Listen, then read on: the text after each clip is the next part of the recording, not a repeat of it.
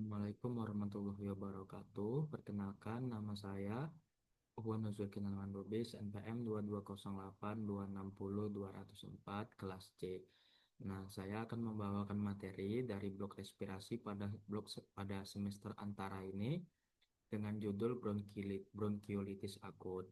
Kemudian, izinkan saya share screen dari hasil mind mapping saya.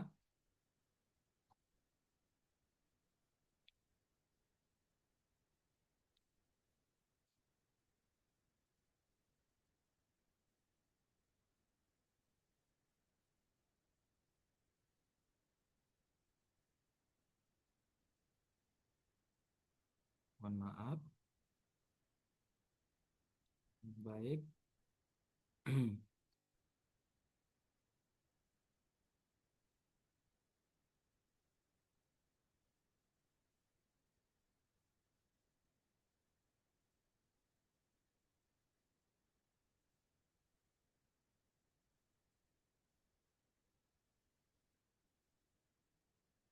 Baik, izinkan saya share screen.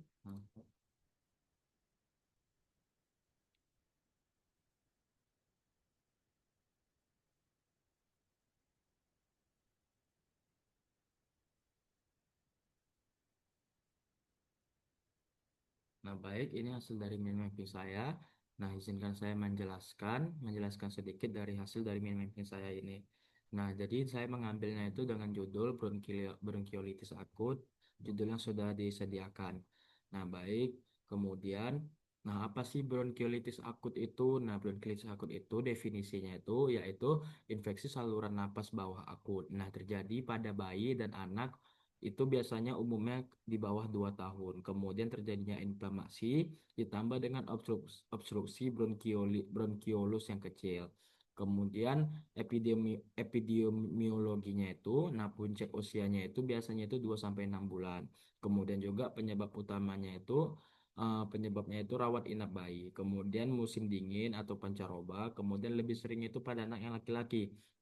Nah, etiologinya itu paling sering itu eh, disebabkan oleh RSV, kemudian ada human metapneumovirus, kemudian parainfluenza atau influenza, kemudian ada adenovirus, rhinovirus, dan coronavirus. Kemudian faktor resikonya itu anak usia kurang dari 6 bulan, kemudian terjadinya prematurity atau BBLR, berat badan bayi lahir rendah, kemudian ASI yang tidak eksklusif, kemudian paparan asap rokok, kemudian penyakit jantung atau paru-paru bawaan.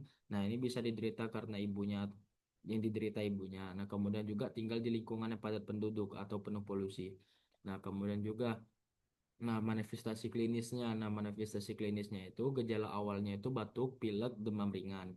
Kemudian dilanjutkan dengan napas cepat atau takipnea, kemudian retraksi dada, cuping hidung, kemudian apnea, kemudian cyanosis. Nah, cyanosis ini biasanya sudah pada kasus yang berat.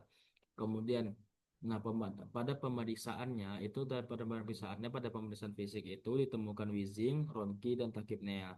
Kemudian pada pulse oximetrinya itu jumpai saturasi O2, kemudian fototoraks. Nah, pada fototoraks itu tampak hiperinflasi dan atelektasis.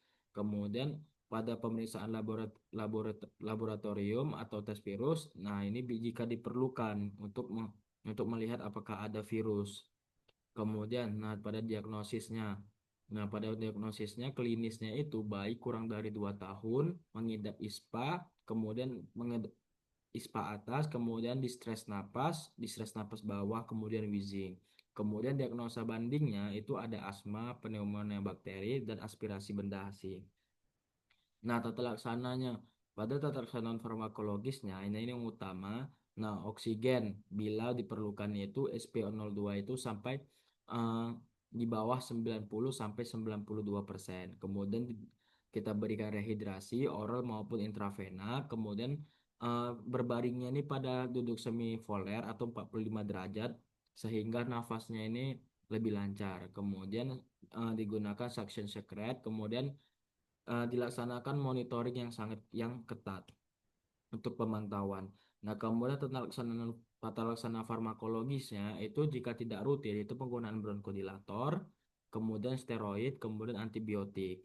Nah, kemudian juga nebulasi salin hipertonis. Nah, ini kadang.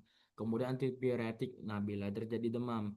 Kemudian juga tata laksananya juga, nah, rawat inap bila. Nah, jadi dilakukan rawat inap bila posisi bayi ini, posisi anak ini terjadi di stres napas berat, kemudian SpO2-nya itu kurang dari 90%, kemudian tidak bisa minum atau dehidrasi, kemudian apnea yang berulang, kemudian, nah, pada bayi yang 3 bulan, di bawah 3 bulan itu mempunyai penyakit dasar. Nah, kemudian juga bayinya ini mempunyai komplikasi.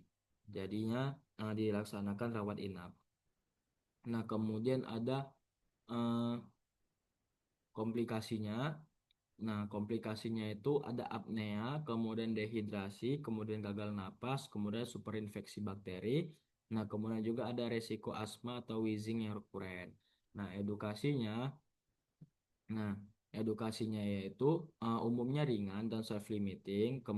Nah, pentingnya ini cuci tangan pada ibu atau orang di sekitarnya. Kemudian mengedukasi orang-orang sekitarnya itu juga untuk tidak merokok sehingga menghindari asap rokok. Kemudian edukasi ibunya itu untuk memberikan ASI yang eksklusif.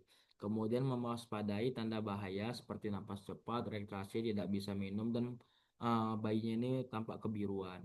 Kemudian, nah, prognosisnya ini umumnya tuh sembuh sendiri sampai 7 sampai 14 hari. Kemudian lebih berat pada prematur dan bayi yang mempunyai penyakit bawaan.